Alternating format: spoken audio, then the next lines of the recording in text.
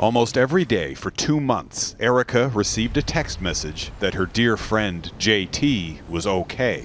I didn't know when he left for Ukraine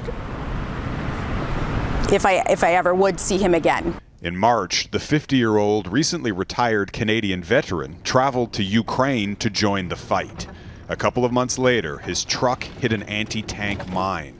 JT was rushed to hospital, clinging to life. I was really scared. Erica spent weeks trying to arrange his rescue, but was told the Canadian government couldn't help, and a private air evacuation was too expensive.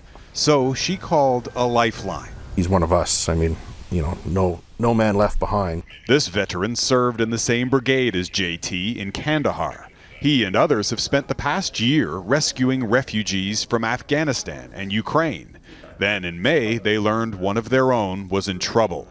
JT was badly injured in hospital, close to the front line and far from any border. You've got a wounded guy in Ukraine. There's no government support available. So how do you get somebody back from a situation like that? This really was a Canadian team effort. Over several weeks, the group of veterans and health workers came up with a plan. JT was transferred between 6 different Ukrainian hospitals before finally catching a flight out of Warsaw.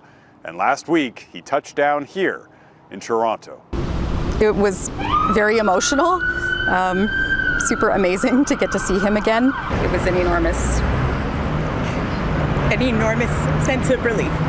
Global News spoke to JT, whose last name we're withholding, by phone from his hospital bed. It's impossible for me to not get emotional because, you know, if I talk about alone, the amount of people that have come forward to assist me. He suffered a broken neck, fractured ribs, burns, a concussion, and nerve damage. But incredibly, he says, he doesn't regret his decision to go. I saw families being torn apart. You know, you want to get out there and help because I have the ability to do so. It's one mind that doesn't find a child or a family, or like I'm good. Now on a long road to recovery, but grateful to be alive. Jeff Semple, Global News, Toronto.